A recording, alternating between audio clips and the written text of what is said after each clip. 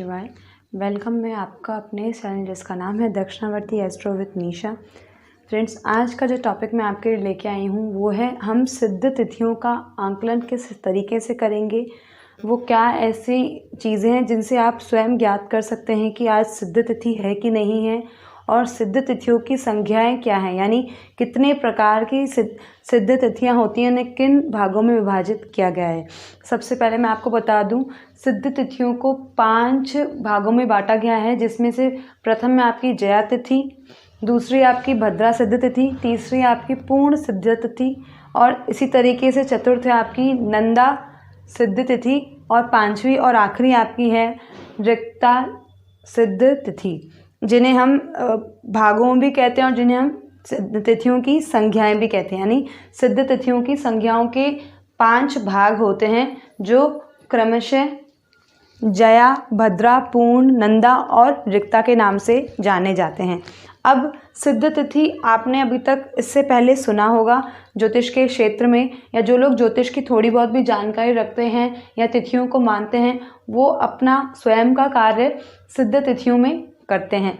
अब सिद्ध तिथियां कैसी देखी जा सकती हैं? अगर आपके पास, मैं यूँ कह दूँ, ये सारणी है, तो आप इजीली देख सकते हैं कि इस तिथि पे ये वार अगर आता है तो यह एक सिद्ध तिथि है जिसमें आप अपना उपरोक्त कार्य कर सकते हैं।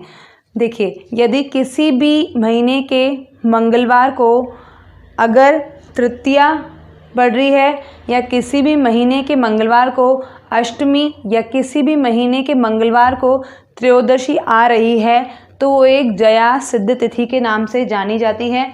यानी एक सिद्ध तिथि होगी वो, और आप उस समय में अपना कार्य कर सकते हैं।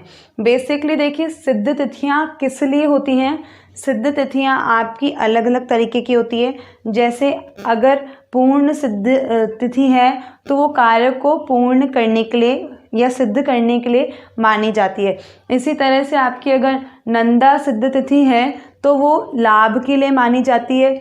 तो बेसिकली अगर मैं कहूँ अगर आपसे, तो सिद्ध तिथियों में आप जो है अपने कोई भी ज्योतिषी उपाय कार्य कर सकते हैं, या किसी भी कार्य की शुरुआत कर सकते हैं, या किसी भी अनुष्ठान को अगर आप करना चाहें, या किसी कार्य के लिए अगर आप शुभ और अशुभता का विचार कर रहे हैं, या किसी भी चीज़ को सिद्ध करने के लिए, चाहे वो आपका मंत्र जाप हो, चाहे आपका पूजा हो, पाठ हो, इन सब में अगर आप देख रहे हैं तो ये सिद्ध तिथियां उन विशेष समय के लिए होती है जब आप किसी पूजा पाठ से संबंधित या किसी और कार्य या उपाय से संबंधित तिथियां देख रहे होते हैं। तो सिद्ध तिथियों में आप उस उपरोक्त समय में अपना वो कार्य कर सकते हैं।